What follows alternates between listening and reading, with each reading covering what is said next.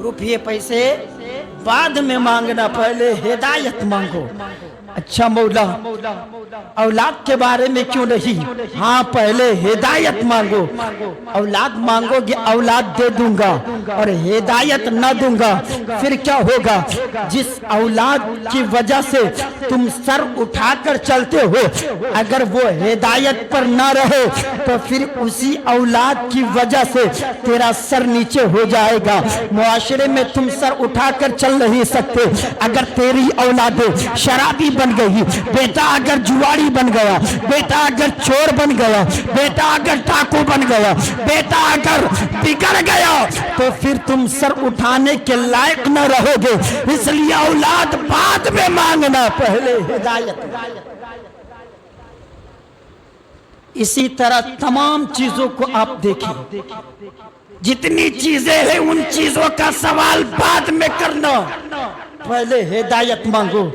अगर हिदायत मिल गई तो समझ लेना सब कुछ मिल गया, और अगर हिदायत ना मिले तो समझ लेना कुछ भी नहीं।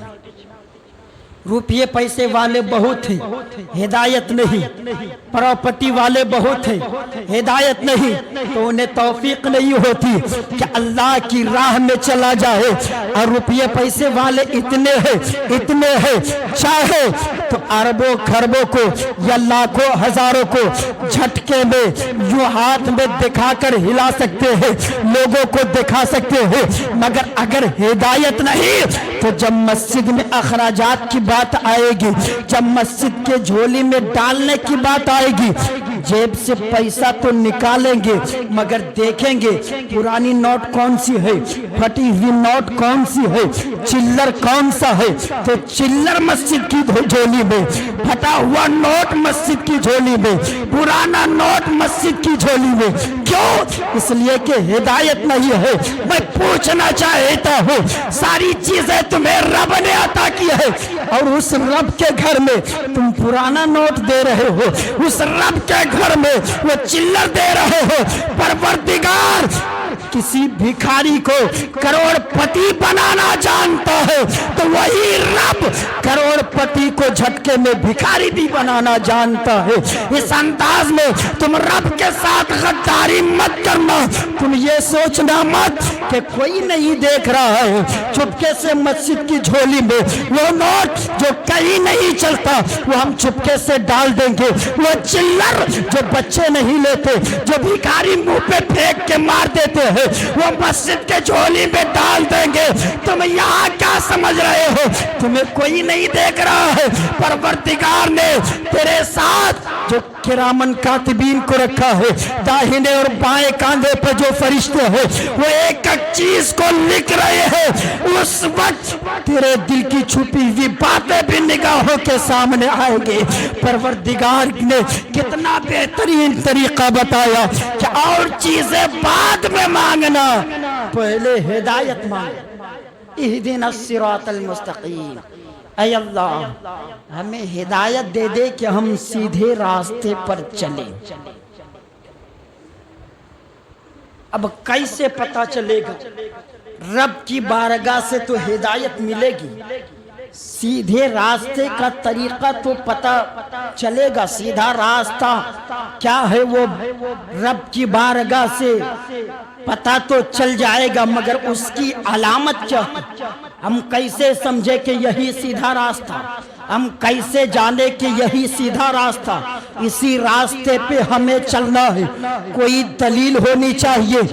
बगैर दलील के आज लोग एक भी बात नहीं मानते, तो इतनी बड़ी बात लोग कैसे मान लेंगे?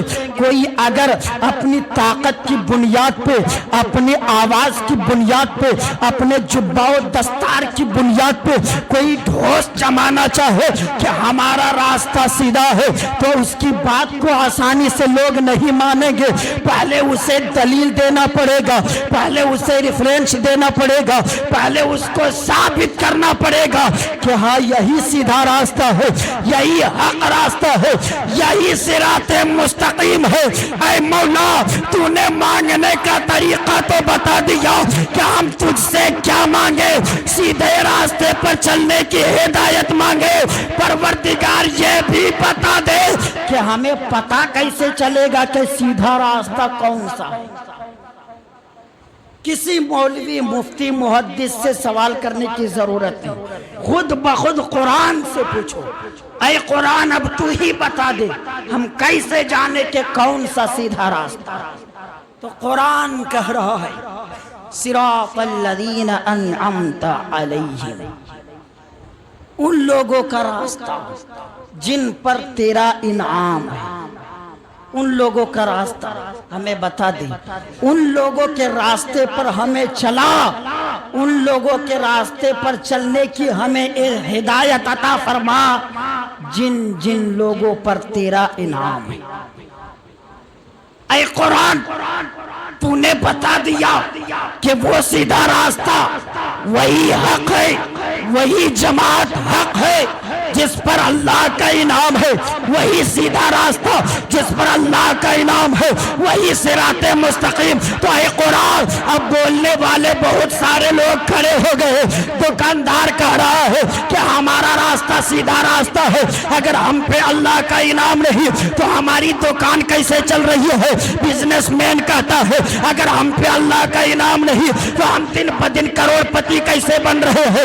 بلڈر کہہ رہا ہے اگر ہم پہ اللہ کا انعام نہیں تو ہم اتنا بڑا آدمی کیسے بن گئے؟ ایک نیتا کہہ رہا ہے اگر ہم پہ اللہ کا انعام نہیں تو ہم ہر سال کیسے جیت رہے ہیں، ہم الیکشن میں کیسے جیت جاتے ہیں؟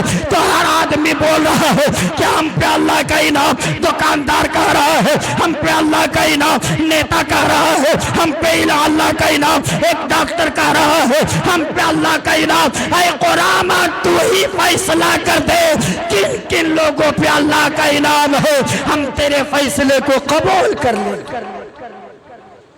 اور قرآن کے فیصلے کو کوئی نہیں ٹال سکتا، پوری دنیا ہل سکتی ہے، قرآن کی ایک بات بھی کوئی ماں کا لال ہلا نہیں سکتا۔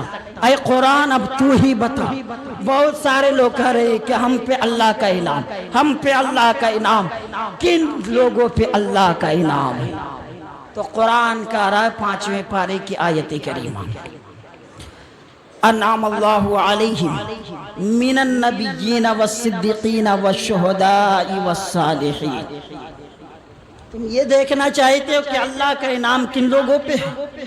مالدار کرے کہ ہم پہ اللہ کا انعام نہیں تو ہم دن بدن کروڑ پتی کیسے بنے جا رہے ہیں؟ پیسے والے کرے کہ ہم پہ اللہ کا انعام نہیں تو اتنے پیسے ہمارے پاس کیسے؟ کوئی کہہ رہا ہے جس صحت و تندرستی والا ہے تو کہہ رہا ہم پہ اللہ کا انعام نہیں تو ہم کچھ نہیں کرتے، کچھ نہیں ہوتا، اس سے پتا چلا کہ ہم پہ اللہ کا انعام ہے۔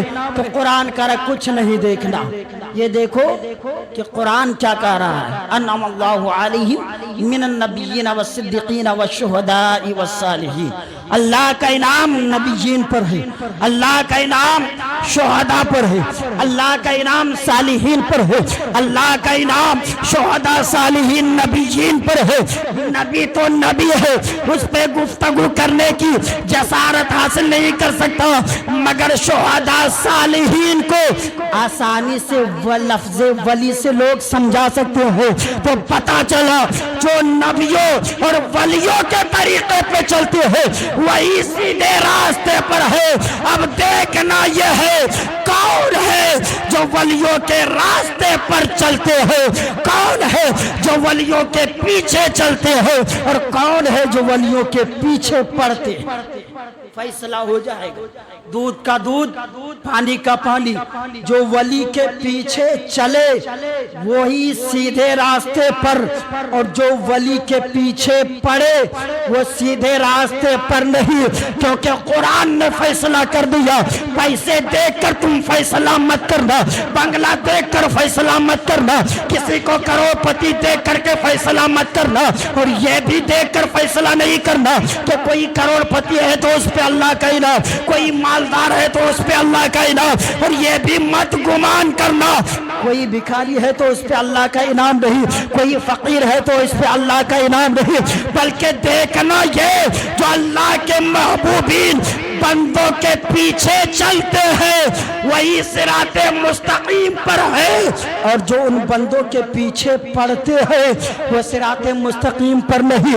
تب وہ کون ہے جو غوث اعظم کو مانتے ہیں؟ وہ کون ہے جو غریب نواز کو مانتے ہیں؟ وہ کون ہے جو خواجہ قطب الدین کو مانتے ہیں؟ وہ کون ہے جو بابا بہاؤالدین کو مانتے ہیں؟ وہ کون ہے جو غریب نواز حاجی علی حاجی ملنگ کو مانتے ہیں؟ تم غور و فکر کر لینا، دودھ کا دودھ پانی کا پانی ہو جائے گا کہ صراط مستقیم پر کون ہے اور صراط مستقیم سے ہٹا ہوا کون۔